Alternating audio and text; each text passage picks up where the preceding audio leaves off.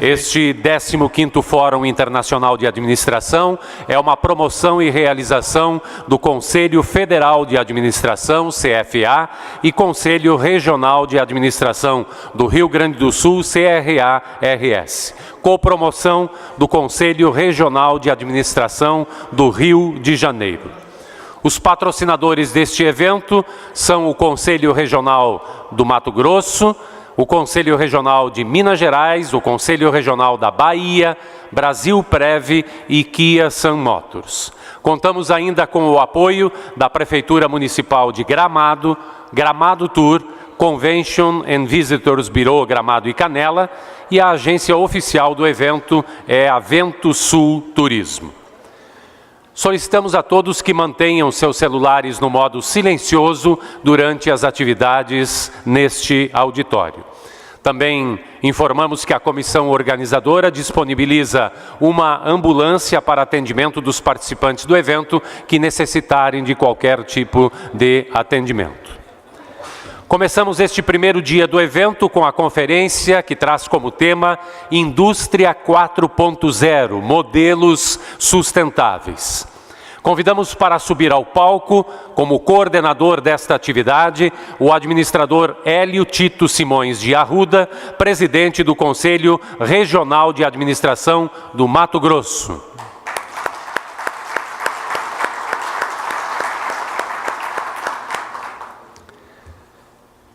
E neste momento também convidamos para subir ao palco nosso ilustre conferencista Arno Tomazini.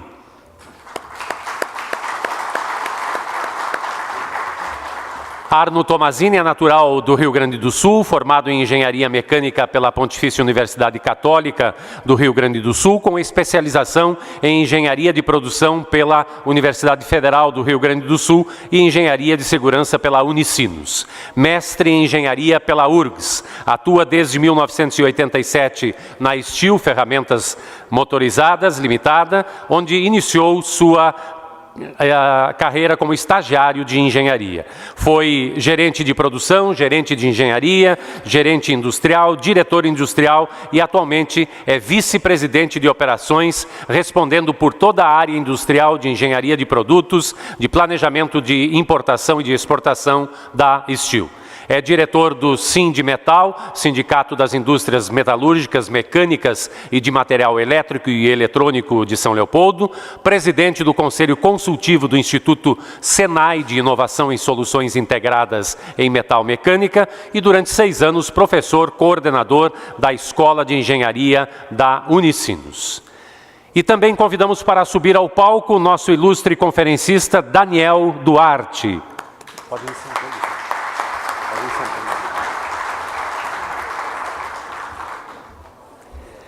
Daniel Duarte é diretor de inovação e experiência da SAP Labs Latin América, é um profissional dedicado no SAP para inspirar, identificar, projetar e desenvolver inovação com clientes, parceiros e funcionários da SAP.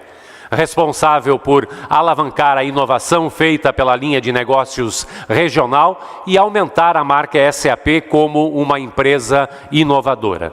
Impulsionar a inovação na região, criando um estreito alinhamento e parceria com a organização GCO, interagindo proativamente com os executivos de contas, especialistas de vendas, pré-vendas, vendas de inovação e criando transparência em todo o processo. É também sua responsabilidade gerir o Centro de Inovação para alavancar o engajamento e o nível de interação com os clientes. O Centro de Inovação é onde a SAP permite que os clientes aprendam e desenvolvam usando suas tecnologias e soluções de forma interativa e intuitiva. Informamos a todos os participantes que as perguntas podem ser enviadas através do aplicativo do evento no seu celular. Entre no aplicativo 15º FIA, XV FIA, e busque por perguntas. Caso alguém queira, também podem ser formuladas por escrito e repassadas às recepcionistas do nosso auditório. De imediato, nós passamos a palavra ao coordenador dos trabalhos, administrador Hélio Tito Simões de Arruda, para a condução dos trabalhos desta conferência. Bom dia a todos, bom dia aos nossos dois conferencistas. Este é um tema muito importante, porque nós estamos entrando na quarta revolução industrial. Nós já tivemos as três, que todos conhecem, e esta que é a integração das tecnologias, da internet das coisas, com as produções e o desenvolvimento do mundo. Então, é uma grande oportunidade, é um tema importante, um tema moderno, e que vai oportunizar para nós, com esses dois conferencistas, no mercado, um na produção industrial, o outro de produção de sistemas, uma grande empresa de sistemas do mundo, e oportunizar para que nós possamos entender o que essas duas empresas, esses dois players, estão fazendo no mercado referente à indústria 4.0. Bom dia. Bom dia, vamos começar com o nosso palestrante da Steel para falar sobre a indústria 4.0. PowerPoint. Está aqui. Alô, alô. Alô, bom dia. É muito fraco ser bom dia mais uma vez. Bom dia. Bom dia. Muito bom. Obrigado pela presença. Sim, vamos abordar um pouco sobre a indústria 4.0. Primeiramente, falando um pouco da Steel. Steel é uma multinacional alemã, familiar, com 90 anos de história, hoje na terceira geração, com sites de manufatura na Alemanha, na Suíça, na Áustria, na China, Estados Unidos e também aqui no Brasil, em São Leopoldo, onde nós temos uma operação com 2.300 funcionários. Essa operação trabalha com 50% do mercado de exportação. Então, nós temos aqui um portfólio grande de manufatura e exportamos para mais de 80 países. E também para o mercado doméstico, com um portfólio de em torno de 20 diferentes produtos. Então, a nossa bagagem e competição internacional e experiência é um pouquinho interessante, já que nós temos americanos como concorrentes, eu tenho americanos, alemães, chineses como concorrentes, e entrando agora no assunto da 4.0, né, pegando um pouco a sua fala, a sua introdução, há um questionamento muito grande, é revolução ou é uma evolução? Porque a palavra ela é um pouco complicada para o entendimento quando falamos em revolução ou evolução, e aqui eu vou tentar abrir um pouquinho, nesse pouco tempo, o que vem a ser um pouco mais a 4.0 e como nós aplicamos ela, como nós entendemos e como nós estamos avançando nessa questão de indústria 4.0. Então, a provocação é esta mesmo, né? Quando se vê e se lê algum artigo sobre 4.0, normalmente a gente olha o que está fora do iceberg. Mas a provocação aqui é olhar o que está dentro do iceberg, aquilo que normalmente as organizações não mostram, não aparentam e não necessariamente entendemos que estão sendo aplicadas essas tecnologias.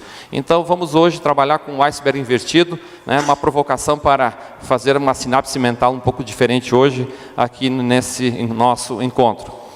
Quando se fala em revolução ou evolução, né, e vamos buscar na internet a palavra evolução e revolução, ela reporta imagens diferentes, né, e um pouco preocupantes, porque a palavra revolução, ela um pouco que afasta as pessoas, ela não gera um espírito de consenso.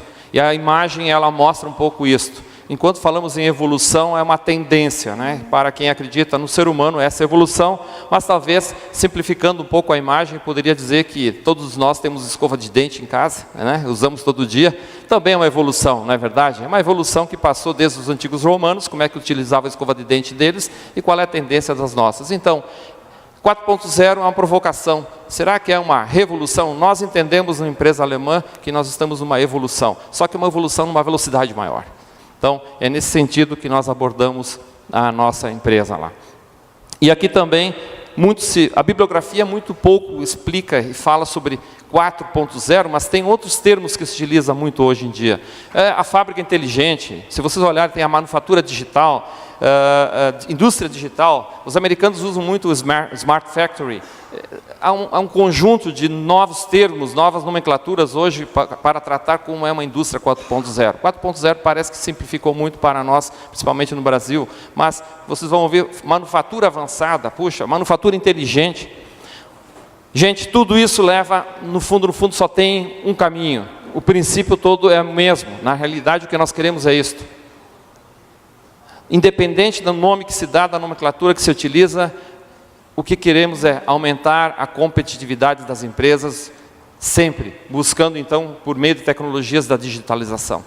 Esse é o trabalho. Se for 4.0, fábrica inteligente, deem o nome que quiser. No fundo, o que nós queremos e que precisamos no Brasil, e precisamos e cada vez avançar mais rápido, é a utilização da digitalização como uma vantagem competitiva. E aqui nos reporta muito, depois vamos comentar um pouco mais sobre as profissões do futuro e os desafios que nós temos em termos de recursos humanos para trabalhar nessa direção. E aí vem uma realidade dura para o Brasil, né? Tem uma pesquisa da CNI, feita com 2.200 empresas. A Confederação Nacional da Indústria lançou uma pesquisa para pequenas, médias e grandes empresas, e é assustador quando a gente olha que 42% dessas empresas, né, desconhecem a importância da digitalização nos seus negócios. É preocupante isso. Mais preocupante quando, nesse total aqui, nós olhamos 52% delas nem sabem do que se trata. Muito bem. E quando nós olhamos o perfil dessas empresas, nós notamos uma distribuição muito diferente quando olham empresas da área de tecnologia, na área da SAP, que depois vamos ter o Daniel comentando, e quando nós olhamos o pessoal da área do vestuário, do calçado. A discrepância é muito grande. Então, digitalização, ela está ocorrendo, mas ela ocorre de uma forma também que não é homogênea no país. E temos diferentes entendimentos. É uma ciência nova. Tanto é que a academia hoje está preocupada com isso, né? As universidades não têm currículo para isso. Ninguém está sabendo como lidar com isso. É por isso que a gente fica um pouco preocupado, né? Qual é a tendência, né? Como nós vamos nesse caminho? E não vem mais pelas universidades, né? Está aqui, nesses momentos, nesses fóruns, é aqui que está nascendo esse o caminho, né? No Brasil, ao menos. Rapidamente, todo mundo já sabe, veio da escola, da universidade, entendeu o que era 1.0, né? Veio lá da máquina a vapor, ok, chamamos a indústria 2.0, quando ela veio com as linhas de montagem, depois a 3.0 com a robótica. 4.0, na realidade, ela traz novas ciências, e nós entendemos que aqui nós temos a questão da robótica, nós temos as questões de simulação, são novos termos, né? Tem uma nova nomenclatura, um novo dicionário que tem que ser utilizado no nosso dia a dia, que cada vez mais vai ser parte das novas gerações, inclusive. Integração de sistemas, internet das coisas, citamos agora, né? Falamos há pouquinho. Segurança cibernética, a SAP deve ter um belo sistema de segurança cibernética, né? Fundamental para o negócio.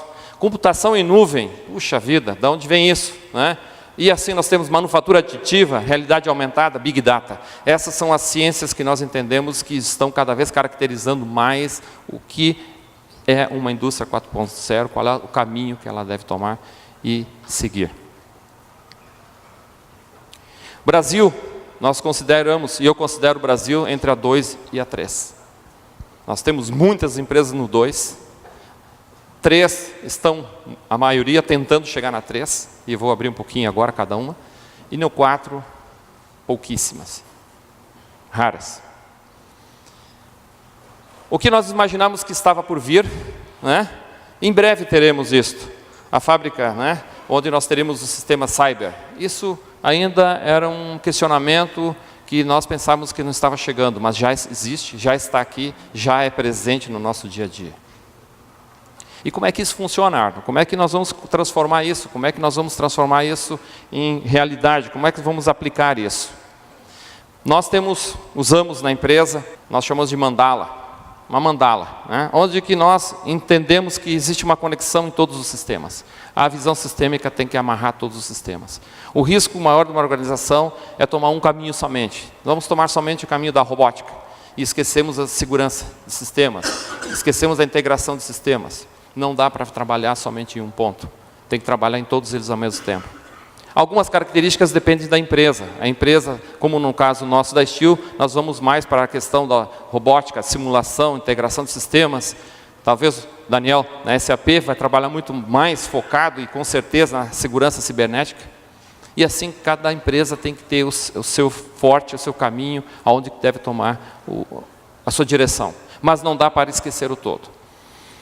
Agora, falando um pouco, parando da teoria e entrando na prática, eu vou mostrar como nós entendemos e onde nós temos exemplos dentro da organização nessas ciências. E o que é mais interessante, gente, essas ciências estão despertando novas profissões. Daqui estão surgindo as novas profissões. É impressionante, exemplos que eu vou trazer daqui a pouco, que não tínhamos pensado até pouco tempo atrás. E, no entanto, estamos precisando desses profissionais e o mercado não tem. Tem que transformar eles, criar eles, sei lá, vamos ter que achar um jeito, né? E estamos tentando. Não temos respostas para todas as nossas dúvidas, questionamentos futuros, mas essa é a tendência. Essa é uma sinergia que nós entendemos. E quando falamos em robótica, assusta um pouco, porque a gente olha isso, e isso é o que o mercado mostra, não é verdade? Essas são as figuras, normalmente, que temos no mercado, né, onde que tem a aplicação já da robótica, né? Porém, também temos, a Steel também tem, nós também já temos cortador de grama autônomo, já estamos desenvolvendo cortador de grama que não precisa ninguém para cortar grama, né? Fica curtindo lá, né? Tomando chimarrão aqui no sul, né? Pessoal de São Paulo, a caipirinha e assim por diante com a família, mas o cortador de grama autônomo já existe. E ele é um robô, na verdade é um robô, né? Então, essas tecnologias elas estão no mercado, mas quando falamos em indústria, quando falamos da indústria 4.0, é essa imagem que nós temos que olhar, né? São as máquinas que transformam máquinas, são máquinas que criam máquinas. E aqui vem um grande desafio. O grande desafio do Brasil, né? Porque no Brasil nós estamos muito atrasados com essa tecnologia, nós estamos muito ainda correndo atrás dos países de primeiro mundo. Uma pesquisa feita recentemente pela Federação Internacional de Robótica, comparando alguns países do mundo, por uma taxa de 10 mil empregados. Sempre comparando com uma taxa de 10 mil. Então, as indústrias de ponta estão no Japão, na Coreia, Estados Unidos, Alemanha. Ou seja, na indústria automobilística, onde que se aplica mais a automação e a robótica.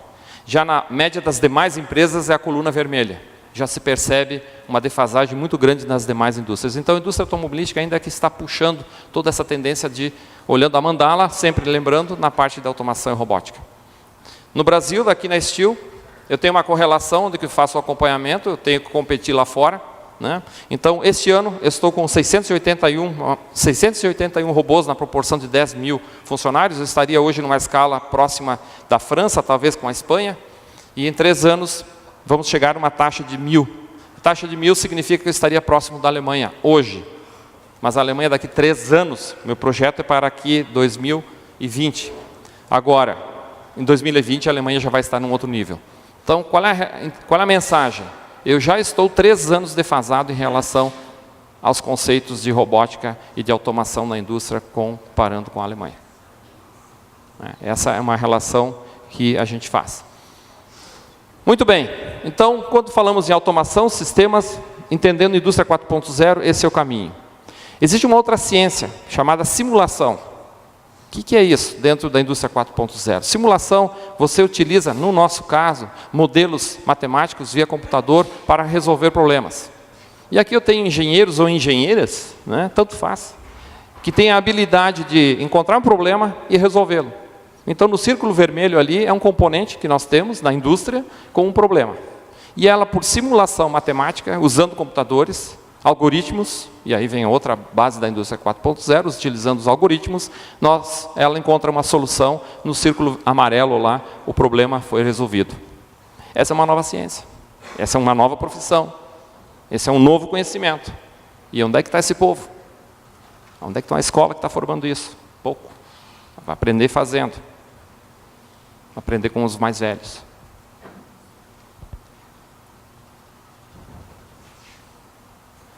Aqui um exemplo bem interessante. Opa, vou voltar isso aqui. Aqui. Esse exemplo aqui também é um exemplo de transformação de um componente. No círculo aqui é um componente metálico e do lado também é toda uma simulação matemática via computador, justamente simulando antes de nascer a peça. Então, antes que a peça nasce, nós já fazemos uma simulação matemática para entender o comportamento do componente. Também usa-se simulação, algoritmos, ciência, computação. Aqui ele está fazendo agora, vocês estão entendendo como o computador simula um processo na vida real. Então, lá em cima, à direita de vocês, no quadro à direita, vocês estão vendo uma fundição de alumínio por gravidade, um alumínio a 600 graus, onde ele é depositado dentro de uma cavidade que tem uma formação daquela peça do meio. E a simulação por computador mostra qual é a melhor ferramenta para ter a melhor produtividade na produção, para ter um produto competitivo com o mercado chinês, com o mercado mundial, com o mercado americano, o item que seja realmente com qualidade. À esquerda é um outro modelo matemático, então, da mesma maneira como o engenheiro, a engenheira observa o comportamento antes de nascer. No nosso caso, teremos outros exemplos? Claro que tem. Tem outras empresas que utilizam simulação para outros sistemas? Sim. Quando nasce uma indústria nova, ou você vai transformar uma indústria, vai transferir, você também pode fazer simulações por computador. Aqui você faz simulações de linhas de montagem. É assim que se simula, num computador. Onde aqui aparecem pessoas, parece que não estou vendo as pessoas, mas elas estão ali, a movimentação delas, a movimentação da logística, a movimentação dos dispositivos, tudo. Tudo isso aqui é simulado, em 1 hora eu simulo 1 ano da operação. Pelos algoritmos que a gente tem, acelera ele e em menos tempo já tenho resposta aonde que estão meus gargalos de manufatura, onde estão as minhas dificuldades no processo que precisam ser melhoradas. Isso é simulação, isso é ciência, isso é tecnologia, isso vem, isso é necessário. Cada vez mais é essa abordagem. É assim que funciona a simulação. Voltando à mandala. Passando para a seguinte mandala. A mandala fala em sistemas. Integração de sistemas. Puxa vida. Empresa, o ERP e o Manufacturing Execution System, o MES. O ERP aqui, nós na Steel utilizamos SAP. Né? Conectado com o SAP. Outras empresas têm outros sistemas, cada um tem a sua. Mas aonde que está uma conexão? E aqui está sendo o nosso maior desafio dentro da Steel. Esse projeto do MES já nasceu há 3 anos e eu vou levar mais 3 anos para terminar. É a conexão primeira entre a linguagem das máquinas com o ERP. O MES, as empresas estão subestimando, porque é um perigo quando se fala em indústria 4.0 e já querer colocar um sistema e se você não tem uma boa preparação de conectividade entre os equipamentos. O MES faz o seguinte, em linguagem mais simples, vocês imaginam que tem uma máquina que fala alemão, uma máquina que fala inglês, uma máquina que fala espanhol, e eu tenho que fazer um tradutor para todas essas linguagens, para que esse tradutor envie para o ERP da SAP uma linguagem única. Ele tem que traduzir tudo isso. Todo o sistema da máquina. Quantas peças ela produz, como é que é o sistema de garantia, de qualidade, sistemas de manufatura, etc, etc. A conectividade dele. Nós estamos trocando o nosso. Há 3 anos começamos isso. Vou precisar de mais 3 anos para deixar pronta essa infovia de comunicação entre os sistemas. Não estou nem falando a máquina trabalhar sozinho, uma com a outra. Porque essa base tem que ser construída. Então, estamos avançando. Então, não é assim uma revolução, é uma evolução. As coisas estão avançando nesse sentido. Porque, de novo, lembrando o iceberg. Vamos olhar a figura do iceberg, aquilo que é a parte maior. Quando se fala aqui o MES, o ERP, são palavrinhas simples, mas na realidade é muito complexo. É muito complexo. Tem muitas disciplinas que estão envolvidas nesse sistema. Desde compras, logística, RH, recursos humanos, qualidade. São sistemas interligados complexos. E não dá para mexer numa coisa sem cuidar com a outra. A visão sistêmica é fundamental. Então, é uma abordagem diferente. No MES, eu estou precisando de um novo profissional. Sabe qual é ele? Não tem. Então, estatístico. Estou procurando um estagiário em estatística. É o primeiro caminho, uma diferença colocando um estatístico trabalhando dentro da engenharia. Mas o estatístico não conhece nada de engenharia, não tem problema. Eu preciso que ele conheça dados. Ele vai ter que trabalhar muito. Vai ser o futuro cientista de dados. Depois o Daniel aborda mais. Né? Preciso desse cara. E ele tem que ter o conhecimento da estatística. A engenharia ele vai aprender depois, não precisa no detalhe, mas ele vai entender muito do MES, como vai fazer essa interface. É uma profissão diferente. Preciso dele lá dentro. E nosso caminho, na nossa jornada do MES, tem algumas figuras que são importantes quando a gente fala do Smart People, tá? Outra nomenclatura, Smart Manufacturing e assim por diante. Primeira coisa, pessoas. Pessoas, qualificação, equipe. E antes disso, um planejamento estratégico muito claro, um planejamento estratégico na organização que ele faça o desdobramento realmente das estratégias, desde a presidência até a operação. Independente da organização, tem que estar claro quais são as orientações estratégicas, como é que se faz o desdobramento do planejamento estratégico. Todo mundo já estudou aqui o BSC, apliquem o BSC, né? Balance Scorecard, é necessário. A matriz SWOT, quantos planejamentos estratégicos realmente estão aplicando o SWOT? São coisas que são do dia a dia, mas tem que estar lá presente. Isso tem que estar conhecido e desmembrado em toda a organização e operando. Tem que estar. Então, comunicação com a equipe e pessoas preparadas para receber essa comunicação. Essa foto aqui é da nossa operação no chão de fábrica, onde atrás desses rapazes aqui nós temos um desdobramento do nosso planejamento estratégico, onde tem um acompanhamento das rotinas de manufatura, mostrando o caminho do nosso 4.0. Nós também temos comunicação interna via jornal, papel. Nós também temos pelo meio digital, né? Que a gente chama de utilíssimo, é nosso material interno. Nós temos também, utilizando a intranet, e aqui na intranet já tem o Watson da IBM lá dentro, com a sua inteligência já trabalhando, fazendo, ajudando em perguntas e respostas e aprendendo com isso. Então, indiretamente, ele já está aqui dentro. Né? Nós temos também o que a gente chama o mural inclusivo, então para os PCDs, nós temos 80 PCDs dentro da Steel, acima inclusive da legislação, justamente então temos que ter um mural inclusivo em que alguém fale isso para eles. Né? Eu não consigo falar em Libras é um pouco complicado, né? Então temos que ter alguém que faça esse trabalho também, né? Desenvolva isso. Inclusive nós ganhamos o Top Ser Humano esse ano com um mural inclusivo para os PCDs. Todas as reuniões nós temos, então, e é uma funcionária nossa do RH, e ela consegue fazer leitura labial também, então ela traduz rapidamente para Libras o que a gente precisa nessas nossas reuniões. E nós estamos na seta vermelha, gente. Nós consideramos Steel na seta vermelha. Nós ainda temos o MES para avançar, e depois nós vamos entrar um pouco mais na Smart Factory, que é machine to machine, máquina com máquina, e mais adiante interligando todo o grupo. Então a jornada é longa, a jornada não é curta. Quando eu falei para vocês que são 3 anos pela frente, esse aqui é um mapa que a gente utiliza lá dentro, só para exemplificar, é o mapa dos próximos 3 anos, onde que está bem desenhado aonde que nós vamos caminhar com o nosso MES, a nossa interface entre as máquinas, a nossa conectividade entre os equipamentos.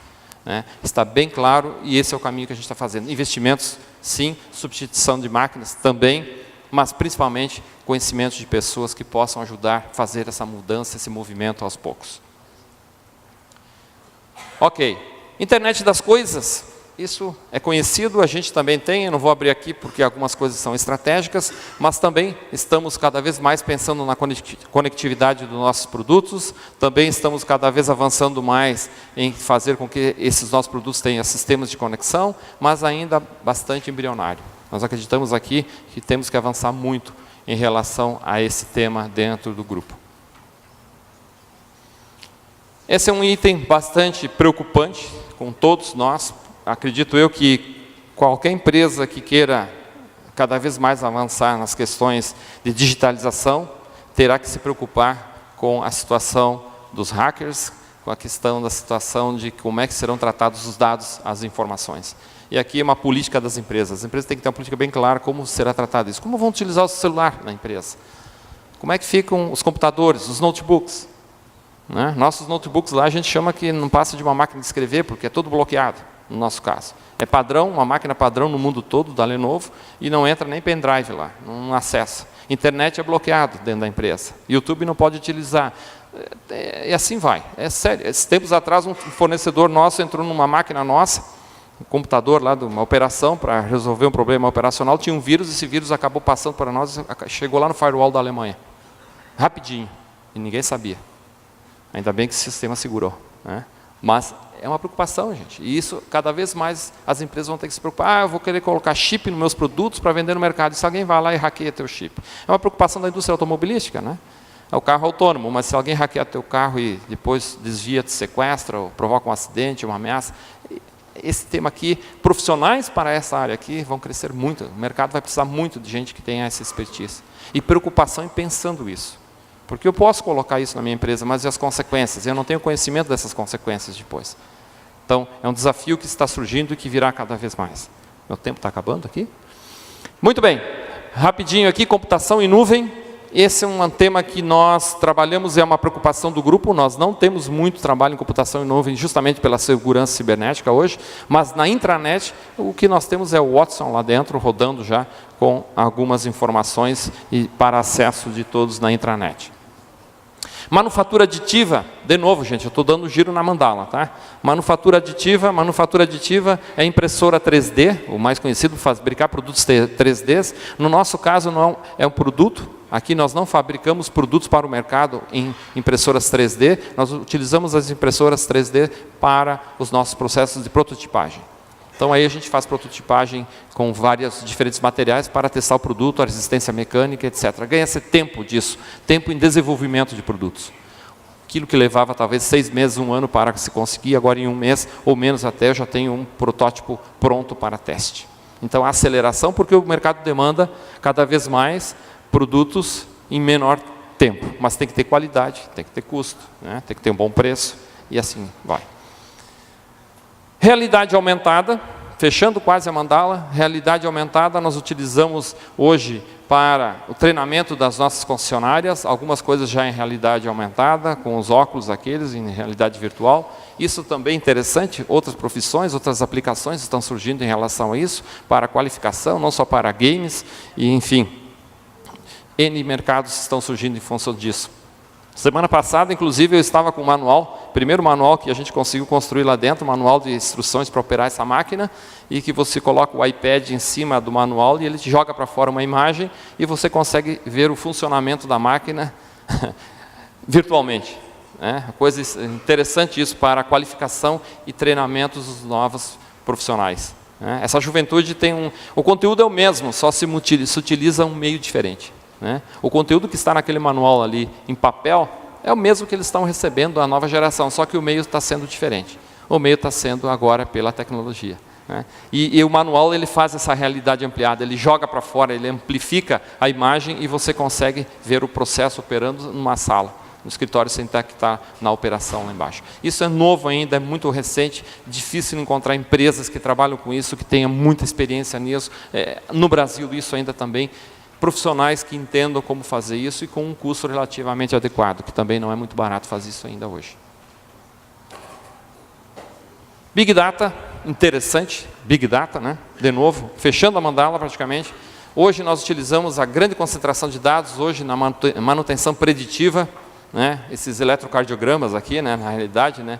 É um monitoramento que a gente faz em vibrações, com o uso de acelerômetros, onde que nós podemos prever um equipamento quando ele está chegando a quebrar, ou onde ele vai dar um problema de manutenção, mas isso precisa processamento, né? Precisa banco de processamento e inteligência de algoritmos que consigam mostrar isso. Olha, o teu equipamento está chegando no limite, ele vai quebrar. Você tem que parar e fazer uma manutenção preditiva.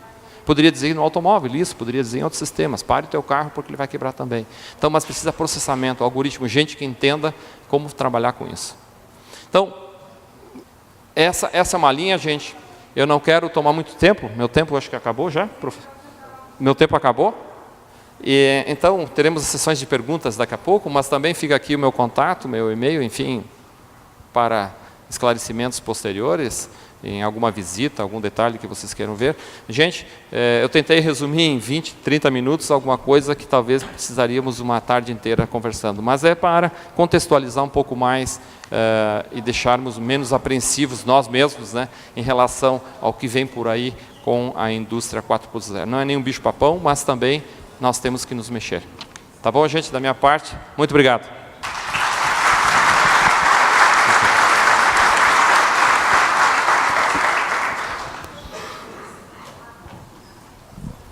Parabenizar o Arnold Tomasi pela belíssima explanação. As perguntas poderão ser feitas no aplicativo que todos estão acessando. E agora vamos chamar o Daniel Duarte, que é da SAP, para fazer a explanação. Obrigado. Bom dia, pessoal, tudo bem? Bom, vamos lá. O Arno pontuou bastante e muito bem aí a visão da indústria, né, sobre a indústria 4.0. Eu vou pular algumas partes para a gente não ficar falando mais do mesmo. E a minha ideia, então, aqui é dar uma perspectiva do lado de uma empresa de tecnologia, né? Lá em casa me chamam de Forrest Gump, né? Esse é o apelido da minha família. Eu sou um contador de histórias, né? O pessoal adora quando senta aí para escutar um pouco de histórias. Eu trouxe hoje 4, 5 histórias para contar para vocês de clientes nossos que estão passando por essa transformação, tá? Na minha vida eu já fiz propaganda, já editei livro, já vendi seguro, já fabriquei chocolate, já fabriquei ração, já fabriquei ar-condicionado, já fabriquei aço, já fabriquei software e agora eu fabrico inovação, né? Para quem lembra do filme do Forrest Gump dizia que a vida é como uma caixa de chocolates, né?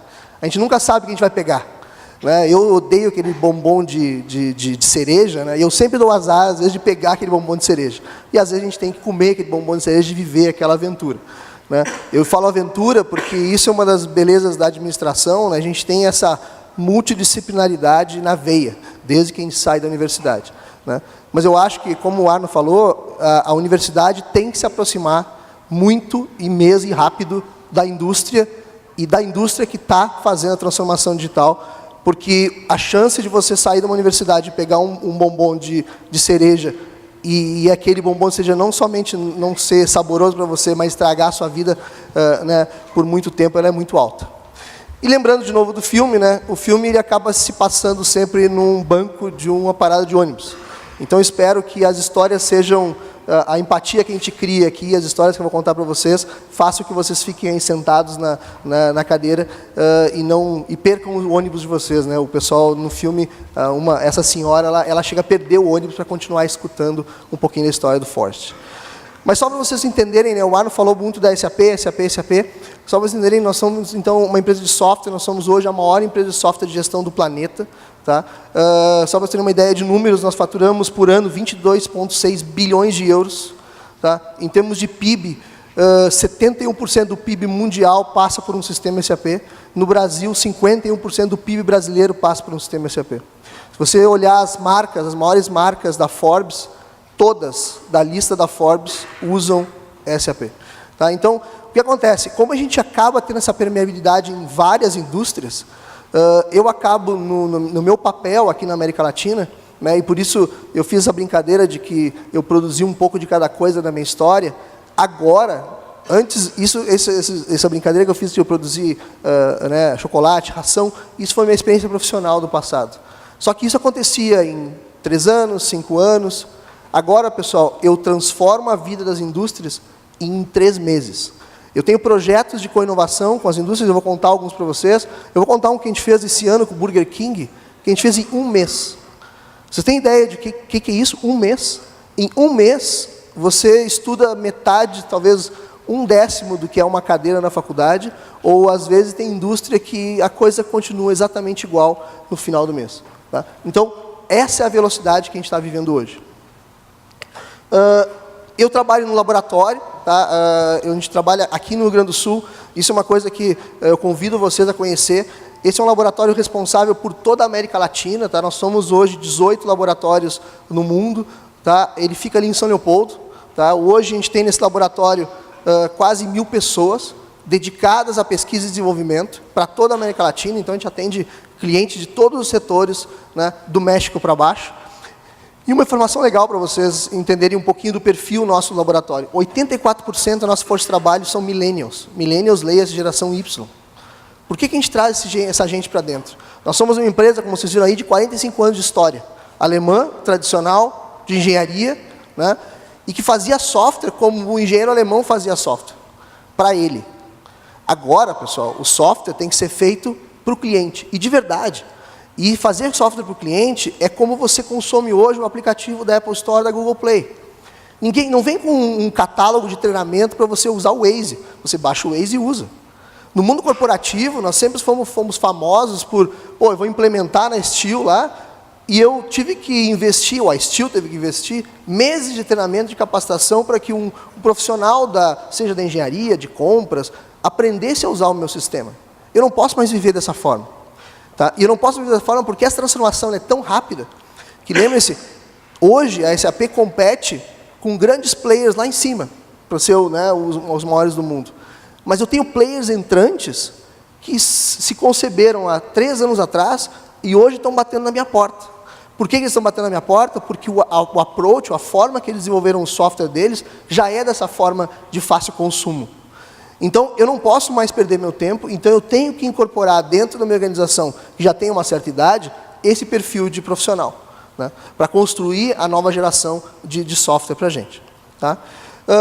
Nós fomos escolhidos pela 4ª vez consecutiva pela VCSA, a melhor empresa para trabalhar de tecnologia do Brasil, e pela Great Place to Work, esse ano nós tivemos o primeiro colocado também. Tá? O nosso turnover hoje é abaixo de 3%, para vocês terem uma ideia, porque a gente realmente envolve bastante o pessoal lá no time de inovação. E outra coisa importante aqui é a questão de crescimento, tá, pessoal? Só esse ano, vocês vão ver, eu vou rodar um vídeo agora, pedir para ele rodar um vídeo para mim, só esse ano nós contratamos 300 pessoas. Enquanto outras indústrias estão demitindo, a indústria da tecnologia está contratando e contratando pesado. E aí eu vou explicar agora, depois do vídeo, na indústria 4.0, como isso se reflete, por que essa demanda está crescendo tanto na tecnologia e por que eu preciso tanto desses profissionais novos, como o Ardo posicionou em vários daqueles pontos da mandala dele. Ele falou, eu preciso de um profissional para isso, eu preciso de um profissional para aquilo. Então, isso é uma verdade e quem está sendo demandado para fazer isso é a indústria tecnológica. Você roda o vídeo para a gente?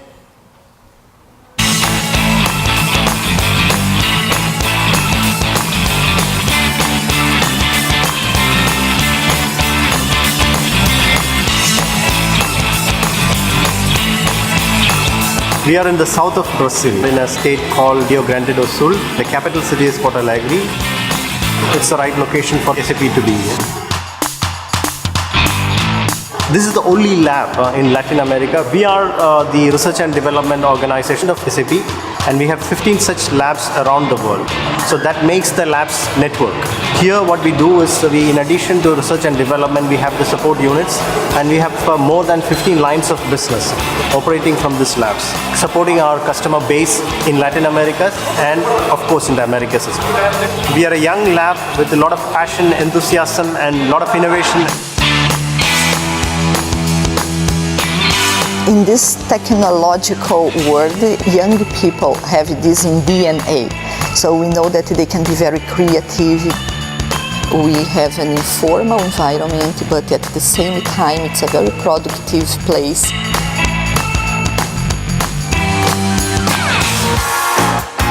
The Innovation Center is a location where we provide solutions and innovation for customers. One example is for Grêmio. Grêmio is the first soccer club in Latin America who acquire SAP technology. We develop a very customized solution for them that solve their specific problems of techniques or the way that soccer clubs and teams and players are trained and managed in Latin America.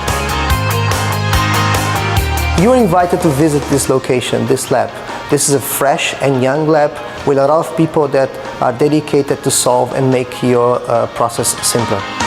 We have here in the labs initiatives to be more innovative, like design thinking. We made prototypes for Innovation Week. We created a baby doll that has a smart suite.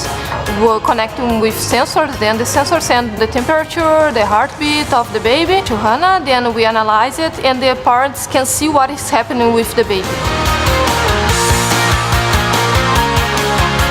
Here at SAP Labs, we have the tools, we have the knowledge, and we have the motivation. So it's a perfect place to make our customers run better and make innovation solutions for our market.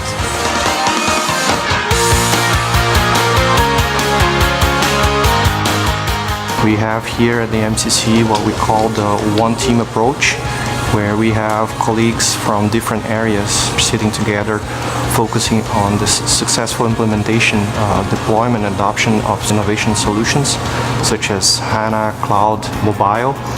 Our teams work together with on-site colleagues. With the Mission Control Center support, we can help our customers to implement and operate innovations like never before. So we are at the gold level, and one of the very few buildings in Brazil to have the certification. We have a sustainable building here. So if you look at the flooring here, we haven't cut any trees to make the panels on the floors here. If you look on the top, we have the sunlight panels. We need not switch on lights if there is enough sunlight outside. So these are some of the examples of how sustainable this building is and how we are living the philosophy of sustainability. So come to this lab and experience the great innovations that we have from here. Welcome to São Leopoldo.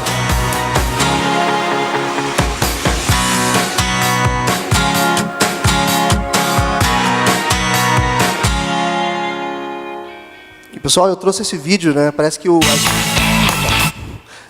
que a história do Grêmio funcionou ontem, né? Para os gremistas, né?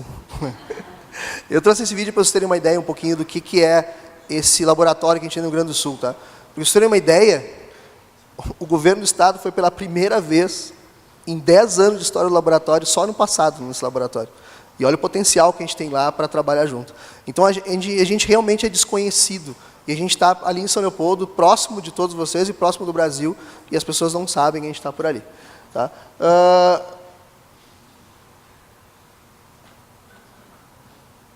Aí. Bom, vamos lá então, indústria 4.0, né, pessoal? Aqui, como eu disse, eu sou Forrest Gump, eu tenho que voltar. Era uma vez, né, como toda boa história, então eu quero contar, era uma vez em 1975, quando um cara chamado Gordon Moore fundou a empresa chamada Intel.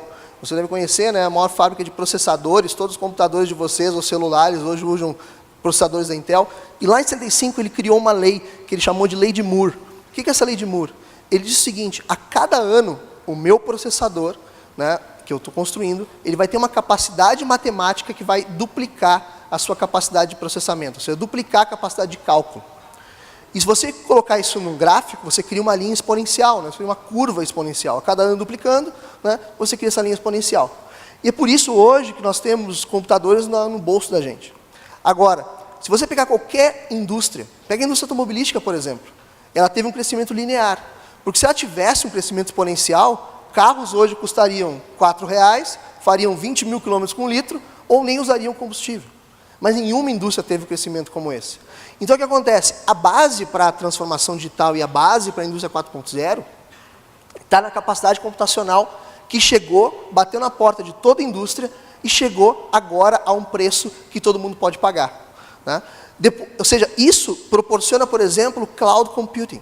Quando a gente fala de cloud computing no passado, todo mundo dizia não dá, não funciona, né? Tinha um componente de segurança também. Mas por quê? Porque o processamento era muito lento, ou seja, a capacidade de eu pegar um ambiente de processamento era muito difícil. Né? Hoje não, hoje eu sou capaz de ter uma indústria inteira na nuvem. Né? Tem algumas restrições, às vezes tem. Quando você fala de hiperconectividade, pessoal, a gente gera material. Ontem eu estava aqui na abertura, eu fiquei acompanhando as pessoas tirando as fotos do show, do pessoal falando e tudo mais. Olha a quantidade de informação e de dados que é gerado cada segundo por cada um de nós em mídias sociais. Eu recebo praticamente uma vez por semana uma indústria lá no laboratório que quer explorar dados não estruturados de mídia social. Nós fizemos um projeto com inovação, onde a gente trabalhou com uma fábrica de óculos, que eu não posso falar o nome, porque a gente está em projeto ainda com eles, mas eles querem analisar as fotos de vocês nas mídias sociais e entender quantas vezes você troca de óculos por semana ou por dia. Vocês já viram que a Marília Gabriela é famosa por isso, né? Cada show da Marília Gabriela tem um óculos diferente, uma armação de óculos diferente. E existem pessoas que realmente gostam. Eu gosto do óculos de sol para sair, o óculos de sol para fazer esporte. E eles querem analisar esse tipo de informação. Tá? Eles querem analisar sentimento de uma campanha publicitária. Ou seja, como é que as pessoas responderam nisso na mídia social? Eles querem analisar semântica, eles querem não somente pegar uma frase, eles querem entender se naquela frase as palavras negativas foram realmente negativas ou foram sarcásticas. E como é que você faz isso? Aquilo ali não está numa planilha de Excel, não está num banco de dados estruturado. Eu tenho que desconstruir, eu tenho que quebrar essa informação e fazer uma análise dela. Quando o Arno falou de internet das coisas, é importante lembrar que a internet das coisas nada mais é do que uma evolução da internet. A internet nasceu como internet de conteúdo, nós trocávamos arquivos, né, música e tudo mais. Depois virou uma internet de pessoas, no boom das mídias sociais, e agora nós estamos conectando as coisas. Só que olha qual é o gargalo dessa história toda no mundo da tecnologia. O mundo da internet ficou preparado para o download. Agora, eu vou conectar as coisas e a informação vai subir, né? O upload que é o problema. Então imagina só, no momento, aquilo que o Arno falou, aquele Big Data, aquela massa de dados tremenda que um sensor acelerômetro dele gera, se imagina se eu ligar uma fábrica inteira e quiser subir isso para a nuvem. Eu tenho gargalos tecnológicos, ainda sim, tenho, e a gente está trabalhando isso. Tá? Mas dois pontos que eu quero deixar bem claro aqui, que fazem parte dessa transformação digital e dessa indústria 4.0 é o mundo inteligente, né, que o Arno também pontuou muito bem a respeito da inteligência artificial aplicada, mas eu quero desmistificar uma coisa. Tem muita gente falando no mercado aí que a gente está num nível da inteligência artificial que a gente não está. Tá? No estudo da inteligência artificial, a gente tem 3 níveis. Um nível é o que a gente chama de inteligência artificial fraca. O que a inteligência artificial fraca funciona? Eu tenho um filho agora de 2 anos e agora eu acompanho o aprendizado dele. O aprendizado da criança, ele vai criando no seu cérebro catálogos. Então eu ensino o que é uma garrafa, ele sabe agora diferenciar aquilo, uma garrafa de leite de uma garrafa de refrigerante, e ele começa a criar esses catálogos na cabeça dele, e você faz perguntas, e ele te responde com base ao catálogo. Se não tem catálogo, se ele não aprendeu ainda, não tem resposta. Hoje, toda inteligência artificial de qualquer indústria está nesse nível. Se eu não ensinar a máquina o que ela tem que responder, ela não responde. As pessoas têm uma ilusão de que nós estamos no segundo estágio da inteligência artificial, que chama inteligência artificial forte, que é onde a máquina consegue usar situações análogas para resolver um problema. O que é uma situação análoga para resolver um problema? Nós, seres humanos, temos o sentimento, né? Às vezes que a gente chama em inglês chama do guts, né? Ou seja, está aqui dentro, eu não sei porquê, mas eu estou tomando uma decisão. Executivos fazem muito isso, às vezes, né? Pô, pela minha experiência que eu vivi, a tendência é por aqui, então eu vou tomar essa decisão. Vou dar um exemplo para vocês. Em Porto Alegre está muito famosa a questão do hamburgueria gourmet, né? Aí, imagina o Daniel foi na hamburgueria gourmet, pediu um hambúrguer, o hambúrguer veio, ele abriu o hambúrguer, estava queimado. Ele fechou o hambúrguer, foi embora da hamburgueria. Se eu contar essa história para o computador e perguntar para o computador, Daniel pagou a conta, sim ou não? A resposta do computador vai ser, não sei. Em nenhum momento da tua história, tu deixou um vestígio que eu pudesse pegar, colocar num catálogo e te responder. Se eu perguntasse para o ser humano isso, a probabilidade de você me dizer o Daniel não pagou a conta é muito alta, né? Por quê? Porque vocês usaram uma situação análoga que vocês já viveram na vida de vocês, de uma frustração e de como vocês reagiram em relação a ela. Então, o computador precisa aprender a fazer isso, mas ele não faz isso ainda. Em nenhuma tecnologia, tá? Em nenhum concorrente da SAP, nem a mesma SAP. Ele está ainda a uns 15 anos de distância a fazer isso. E olha só que legal, se eu tiver um computador fazendo isso, ou seja, resolvendo problemas por situações análogas, eu consigo evoluir como o ser humano evoluiu durante toda a sua história. Só que muito mais rápido, porque eu sou um computador. E aí eu chego ao terceiro estágio da inteligência artificial, que a gente chama de singularity, que é o seguinte, alguns, né, os negativos dizem que nós vamos entrar na era do Terminator, né, do Terminador Futuro, que eu acho que é uma mentira bem grande, mas eu acredito que a gente vai entrar na era da abundância. E aí que se conecta, pessoal, a indústria 4.0 com a sustentabilidade. Se eu consigo, de novo, então, evoluir muito rápido, ser mais eficiente nos meus processos de negócio, eu vou conseguir produzir, por exemplo, ou plantar em áreas menores. Eu vou conseguir ser mais eficiente em áreas menores. Eu vou conseguir dessalinizar a água de forma mais eficiente. Teve uma empresa que foi uma vez na SAP lá e eles contaram que eles desenvolveram um processo de dessalinização da água. É através de filtros. O filtro é tão pequenininho que ele chega ao nível molecular. A água, quando sai no final, ela sala o H2O. Sabe para que serve essa água? Para nada. A água ela precisa ter sais minerais, ela precisa ter alguma coisa. E aí se gasta mais um monte de dinheiro no fim do processo para colocar tudo que a gente tirou no processo, porque o processo era de limpeza. Só que isso eles estão aprendendo a fazer. Mas olha quantos anos eles estão fazendo esse projeto. Quantos anos eles estão demorando para aprender. Se a máquina fizer isso pela gente, está resolvido o problema. E aí o último ponto que eu queria tocar, que foi o que o Arno colocou, que é a segurança cibernética. Isso é uma realidade, pessoal. A gente recebeu uma empresa, que eu não posso dizer o nome também para vocês, mas é uma empresa de gás muito grande no Brasil, e eles têm cilindros de gás, né, aqueles cilindros que vão nas indústrias, e eles disseram o seguinte: Daniel, hoje eu tenho um algoritmo estatístico probabilístico que me dá o consumo de gás dos meus clientes. E aí eu preparo minha logística, meus caminhões, e vou passando fábrica por fábrica para repor aquele gás. Só que acontece, com o fator econômico, a produção vai baixando, o cara vai consumindo menos gás, porque ele baixa a produção dele. Para que o meu algoritmo, de novo, é estatístico probabilístico, para que ele aprenda de novo que existe um fator econômico externo, eu preciso passar mais uns 3, 4 meses rodando com ele, para que ele aprenda que a produção baixou. Só que nesses 3 meses eu gasto um monte de dinheiro em logística, porque eu mandei caminhão lá e tinha gás no botijão do cara. Ele falou assim: o meu sonho, Daniel, era colocar sensor nesse botijão e medir em tempo real, né, o consumo do gás.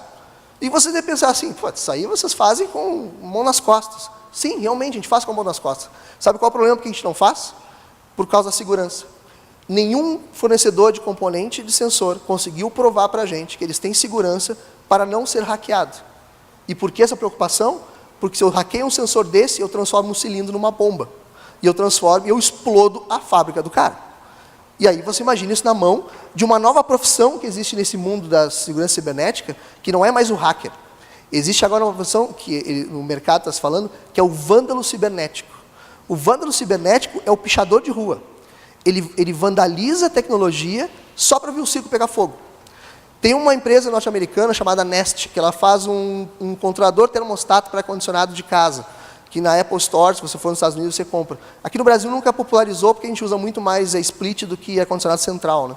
E esse Nest é uma linha bem legal. Você tira ali o componente da parede, você bota esse Nest, conecta ele no celular, conecta na internet, e você faz toda a sua programação da temperatura, né, de forma digital. Sabe o que um vândalo fez? Ele descobriu uma falha de segurança nesse equipamento, ele entrou e alterou a programação das casas das pessoas no estado da Flórida. Os caras chegavam em casa, 45 graus na rua, ele achava que ele ia entrar em casa, né, fresquinho, e em casa estava mais quente na rua. Ele fez isso só para se divertir. Ele não tinha nenhum, ele não entrou para roubar os dados do cartão de crédito da Apple Store do cara. Ele fez só para se divertir. Imaginem isso se eu faço isso no sensor da Steel e paro a linha de produção dele por 2 dias. Porque ele não vai saber onde é que está sendo hackeado. Até ele descobrir, demora muito. E isso é um custo altíssimo para ele. Tá? Então esse é um ponto que eu queria deixar bem claro para vocês e chamar a atenção. Falando de... agora, foi. Isso aqui eu não vou passar, porque o Arno já apontou bem, ou seja, essa quarta revolução industrial, mas isso aqui eu queria falar para vocês. Quando você vê a maturidade, isso está muito ligado com a apresentação que o Arno falou, ou seja, dessa maturidade que as empresas vão tendo de conectar as suas coisas, e aí o Arno colocou muito bem que a indústria brasileira está realmente entre a 2 e a 3, então você diz o seguinte: olha, o primeiro nível é nível 0, eu estou offline, é totalmente desconectado. Aí eu me conecto com o objetivo de reportar as coisas, ou seja, eu tenho um sensor na linha de produção que está me dizendo quantas coisas estão sendo produzidas. Legal. E aí eu tiro um relatório e não faço nada com isso. O segundo nível 2 é quando eu gerencio e analiso aquele relatório. Bom, eu estou começando a criar uma certa inteligência. O nível 3 é quando eu integro, aquilo que o Arno falou. Eu integro minha solução de chão de fábrica com o meu sistema de back-office de inteligência. Depois eu chego no nível que é o que ele chama de acionável. Beleza, eu integrei, eu planejei e eu devolvi a informação para o sensor dizendo assim, ó, desliga, liga, para de funcionar, funciona. Mas olha a beleza desse negócio. Quando você chega nesse nível, você é capaz de criar um novo negócio. Tem uma empresa alemã que fez um projeto com a gente aqui no Brasil, que chama Kaeser. Eles fabricam compressor de ar. Sabe o que eles fizeram agora, pessoal? Eles não vendem mais compressores de ar, eles são uma empresa de quase 100 anos de idade. Eles vendem nanômetro cúbico de ar comprimido. Eles vendem ar comprimido. Você é uma indústria, você não compra mais aquele equipamento, você compra um serviço dele, você paga uma mensalidade, eles vão lá, instalam a máquina de ar comprimido e monitoram ela remotamente e fazem toda a manutenção e toda a gestão dessa máquina do lado deles. O legal que dá para a indústria é o seguinte: o custo total de propriedade daquela máquina deixa de existir no negócio. Aquilo vira uma despesa, né, e não mais um ativo que fica lá imobilizado, estragando e assim por diante. Eles desenvolveram uma nova tecnologia, ele vai lá e troca a máquina para você e você continua pagando a mensalidade de ar comprimido. Isso são novos negócios, pessoal. E isso você só consegue com essa transformação digital e a indústria 4.0. Só para você ter uma ideia do que está na mesa de dinheiro, ou seja, que ainda pode aparecer, nós estamos falando de 3,9 a 11,1 trilhões de dólares só em internet das coisas, que ainda está por vir. Ou seja, melhorias de processo, e aqui em vários setores da economia, desde a parte do varejo, na parte de indústria. Na indústria é o que mais se vê aqui, ou seja, de melhorias ou de ganhos que se vai ter com a implementação desse tipo de tecnologia. E aí eu vou contar algumas histórias reais para vocês, tá, pessoal? Para finalizar a apresentação aí. Eu vou começar com a história do INCOR. O INCOR é o Instituto do Coração de São Paulo, né? Ele é o maior hospital de transplante de coração brasileiro e o 4º maior do mundo. E eu quis trazer essas histórias porque elas têm uma ligação muito forte com a sustentabilidade, ou seja, eu ser mais eficiente, eu salvar vidas, e também é uma ligação com a indústria 4.0 e a transformação digital. Esses caras, eles têm o seguinte problema: qualquer cirurgia do coração, eu preciso ter uma UTI disponível. Ela é tão invasiva que eu não posso me dar o luxo de ter o risco de colocar o cara num quarto normal. Eu tenho que colocar ele numa UTI. Só que acontece, hoje o processo da UTI é assim: eu tenho 20 camas de UTI, eu tenho enfermeiras e médicos que vão cama por cama, olhando esse monitor e esse monitor eles anotam ali, então o batimento cardíaco está tanto, a oxigenação está tanto, e fazem um cálculo matemático de criticidade daquele paciente. E dizem, olha, ele está bom ou não está bom, então eu posso removê-lo ou não daquela UTI. Só que isso é manual. Manual. O risco humano de um cálculo errado ali é altíssimo. Além disso, eu tenho uma lentidão no processo de planejamento de novas cirurgias.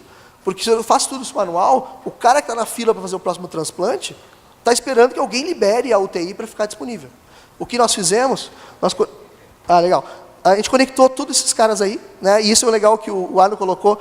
Cada máquina dessa, de cada fabricante, fala um idioma, né?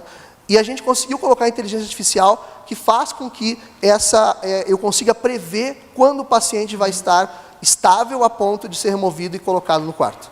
Tá? Stara, fabricante de extrator brasileiro, indústria completamente nacional, top tecnologia. O mais divertido desse projeto foi ter que traduzir ele para inglês e dizer que a cidade que esses caras trabalham é em Don't Touch Me, né? É Não Me Toque, aqui no interior do estado do Rio Grande do Sul. E os americanos não acreditavam, e eu dizia Don't Touch Me mesmo, né? Esses caras têm tecnologia embarcada no trator, e hoje eu consigo fazer toda a aplicação de fertilizantes e sementes de forma muito mais eficiente no plantio. Eu cruzo informação com estações meteorológicas e eu posso parar o trator, por exemplo, se a velocidade do vento acelera. E aí eu começo a parar porque é um spray, e se o vento está muito forte, o spray vai embora. Se o cara não está a fim de trabalhar e resolve desacelerar o trator, aquilo também prejudica a terra, porque eu coloco muito fertilizante no mesmo ponto. Se o cara começa a fazer isso, eu tiro a autonomia dele e piloto o trator de forma autônoma. A EGEA é um cliente do Rio de Janeiro, eles distribuem água, eles são uma concessionária de distribuição de água da região dos lagos, ali em Búzios. O que acontece ali? Ali tem uma população de 500 mil pessoas, só que é uma cidade sazonal. Na alta temporada, feriados, a população vai até 4 milhões de pessoas na região dos lagos. Só que acontece, 35% do custo operacional desses caras está baseado em energia elétrica. Para quê? Para bombear a água do reservatório até as casas das pessoas. Quando eu aumento o número de consumo, eu tenho que equalizar essas bombas. Só que como é que é feito hoje? Lá no 31 de dezembro, né, acontece no nosso litoral aqui, muitas vezes você vai tomar banho, liga a torneira, cai 2 gotas d'água. Aí você liga para a empresa, não tem água aqui em casa. Aí o operador está lá, feriado, 31, pé da vida que não está com a família dele, ele aperta o botão da bomba e sobe a potência da bomba no máximo. O que acontece? Eu consumo muito mais energia do que eu deveria consumir. Quem é que paga a conta desses caras aqui? Os coitados dos 500 mil habitantes que vivem lá e pagam a conta de luz todo dia. Porque o cara que vai para o hotel ele não paga a conta de água. O que a gente fez? A gente colocou sensores na entrada da cidade que prevêem o número de entrada de carros, a gente calcula o número das pessoas e equaliza as bombas com base ao número de pessoas para ser o mais eficiente possível no consumo de energia para a distribuição de água com qualidade. E o último caso do Burger King, que no final o pessoal me comeu o meu tempo lá, né? E no último caso do Burger King, que eu queria contar para vocês, o Burger King aqui no Brasil, ele tem uma estrutura diferente. Ele é uma franquia, mas ele é uma franquia gerenciada por uma única organização. E eles têm um diferencial que eles diferenciam em relação ao concorrente, que é o seguinte: eles dizem que a carne deles é grelhada em fogo, diferente da concorrência que enchapa. Só que fogo significa incêndio. Incêndio significa um medo muito grande do shopping. O shopping não quer esse cara dentro do shopping, porque ele pode incendiar o shopping inteiro. O que nós fizemos? De novo, sensorização, o Arno colocou manutenção preventiva. Eu tenho um algoritmo de inteligência, de aprendizado, que eu consigo prever, com até 72 horas de antecipação, se o broiler ou se a grelha dele, o grill, vai pegar fogo. Tá? Então, esses caras estão implementando essa solução agora. E tudo isso, pessoal, eu quis mostrar para vocês, que está em vários setores da indústria. Ou seja, eu tenho indústria da saúde, eu tenho indústria do agronegócio, eu tenho indústria fabril. Então, não está mais agora a indústria 4.0 é indústria pura. Não, é em tudo que é lugar. Tá bom? Então, pessoal, queria agradecer aí a vocês. Eu tinha mais uma história para contar do Boticário, mas essa aí fica para depois. Tá? Obrigadão. O meu contato, meu nome é Daniel Duarte, eu estou no LinkedIn, qualquer coisa que precisar e alguma informação, pode contatar direto por lá. Joia. Obrigado, pessoal.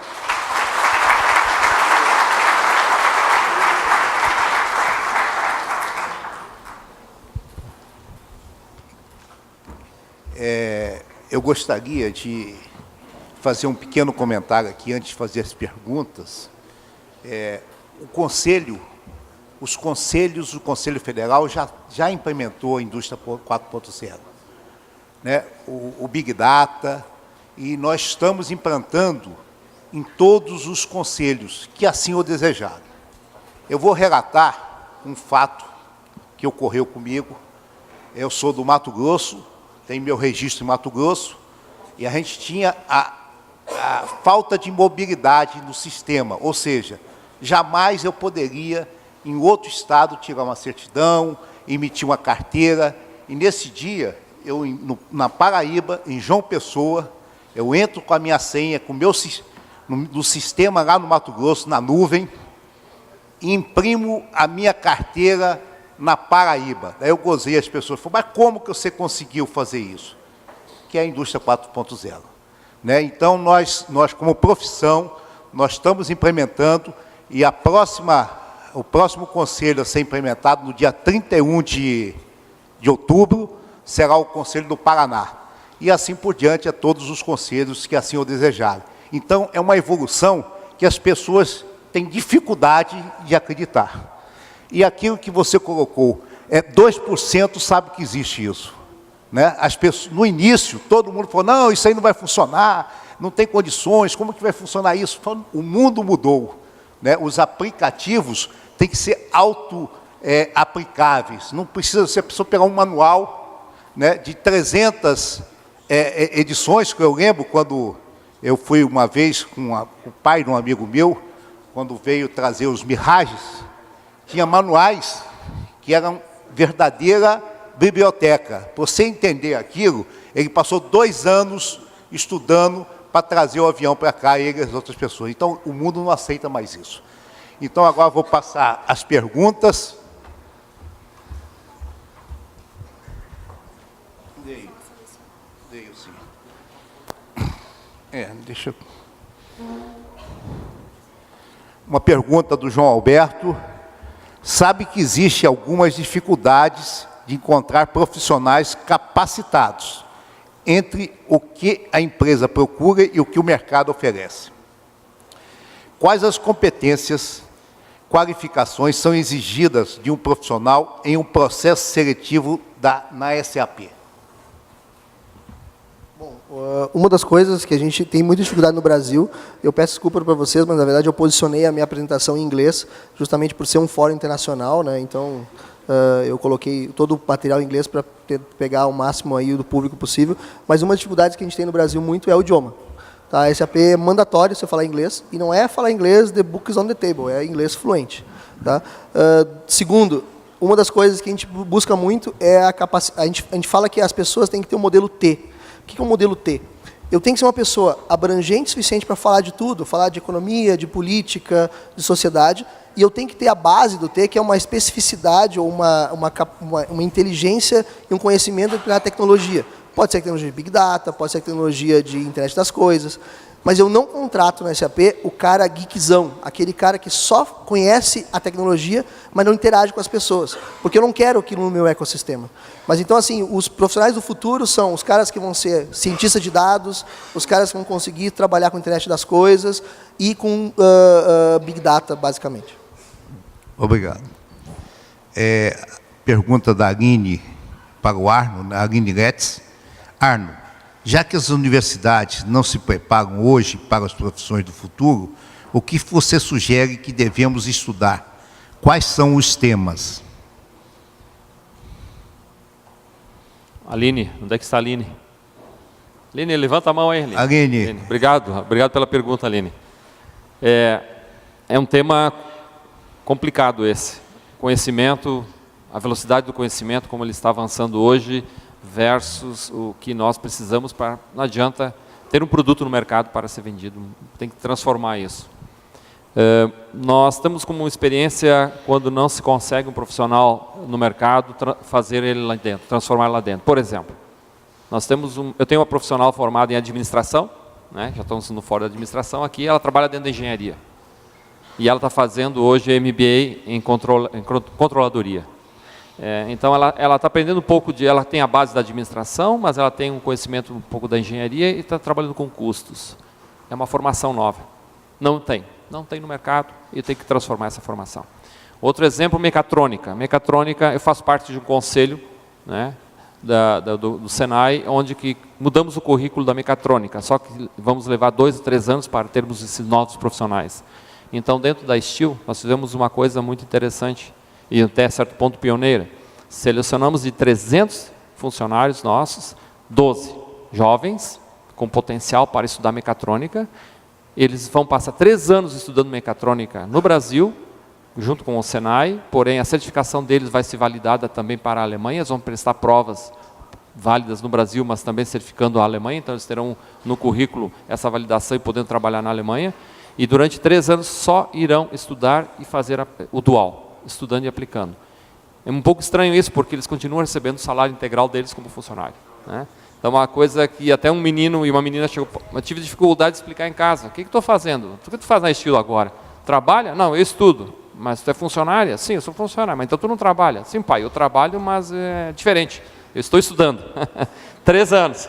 Então, é um investimento de R$1 milhão que a gente está fazendo, porque daqui 3 anos eu preciso dessa turma lá dentro. Eu não encontro no mercado. Então, é complicado, é um investimento que nós temos que fazer, porque a universidade, já fui professor aqui também, a universidade é lenta, desculpe a verdade, mas ela não consegue acompanhar, Daniel, a velocidade que nós precisamos, e assim nós temos que achar alternativas. Uma preocupação que nós temos, o mercado brasileiro vai voltar a aquecer. Esse país não quebra, né? Nós temos uma economia pujante, uma juventude fantástica, um potencial de consumo e de construções desse país, que precisamos de infraestrutura e etc, etc. Crises vão passar, essa crise vai passar. Nós, só no Brasil, estamos em crise, porque o resto do mundo está crescendo. E a preocupação será a competição entre os profissionais do mercado. As pessoas talentosas serão requisitadas e aí as empresas, uma tentar pegar da outra empresa esse profissional. Vai acontecer, com certeza, e nós temos que estar preparados para isso. Não sei se te ajudei, Aline. Qualquer coisa você manda um e-mail para mim direto lá. Pelo tempo, eu vou fazer a última pergunta e as demais serão respondidas no site. Fernando Fagundes Milagre. A lei de Moore anda junto com a teoria da abundância, na qual em 18 meses dobra a capacidade tecnológica pelo mesmo custo, sendo uma curva exponencial de evolução, Como e quanto entre estrutura organizacional e orçamento devemos investir em inovação para um projeto que pode ficar já obsoleto quando for implementado? Bom, pessoal, perguntar isso para mim é meio difícil, eu vou te responder tudo, né? Mas a resposta que eu recomendo é o seguinte: existe dentro do processo de inovação existe a questão do errar rápido, né? Ou seja, eu preciso errar. E é uma coisa que eu estava conversando com o Arno, né, antes de começar a palestra. É difícil você levar essa cultura do errar rápido para uma situação econômica de crise onde a empresa não quer errar, né? Qualquer $100 mil, $100 mil para investir para errar é um monte de dinheiro, né? Então, assim, se você dividir o seu orçamento, isso institutos de pesquisa falam, né? McKinsey, Gartner, eles falam o seguinte: eu tenho 60% do meu investimento anual, ele deve ficar para manter meu negócio funcionando, ou seja, manter a luz acesa, né, operando e tudo mais. 40% eu tenho que investir, perdão, 30% em melhorias do que existe na plataforma. Ou seja, eu vou pegar o que já existe, né, das minhas soluções e vou melhorar e vou deixar ela atualizada em relação à tecnologia do dia a dia. E 10% do meu investimento ele tem que estar sendo colocado para o que a gente chama de breakthrough innovation, ou inovação disruptiva, né? E às vezes 10% é um monte, né? Para algumas empresas, a gente pode pensar, não é pouco? Não, às vezes 10% é um monte, né? E a gente aprendeu no laboratório que não é só 10% do dinheiro das pessoas que tem que ser investido. A gente aprendeu que tem que ser 10% do tempo de todo mundo dentro da organização. Também existe uma outra discussão também de instituto de pesquisa sobre o que a gente chama da inovação bimodal, ou da tecnologia bimodal. Ou seja, eu tenho uma área de tecnologia que mantém a luz acesa e eu tenho os bonitinhos lá que ficam lá brincando de impressora 3D, né, fazendo coisa nova. Nós, lá no laboratório, decidimos que a gente não ia fazer isso, porque eu ia ter um desengajamento tremendo desse time do lado de cá.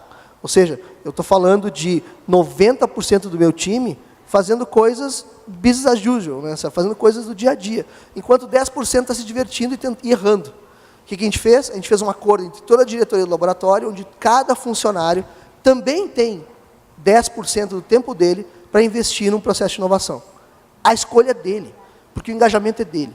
Então, se você investir 10%, já está mais do que suficiente dentro do seu orçamento total, mas invista as pessoas, né? E por isso que o Arno apontou muito bem, se você não preparar as pessoas lá naquele gráfico, naquele chat dele ali, se você não tiver as pessoas bem envolvidas, você não vai funcionar. Obrigado. Agradecer ao Daniel e ao Arno por essa explanação, essa palestra, belíssima palestra. E nós vamos ter um intervalo agora, né? Passar para o mestre de cerimônia. E muito obrigado a todos.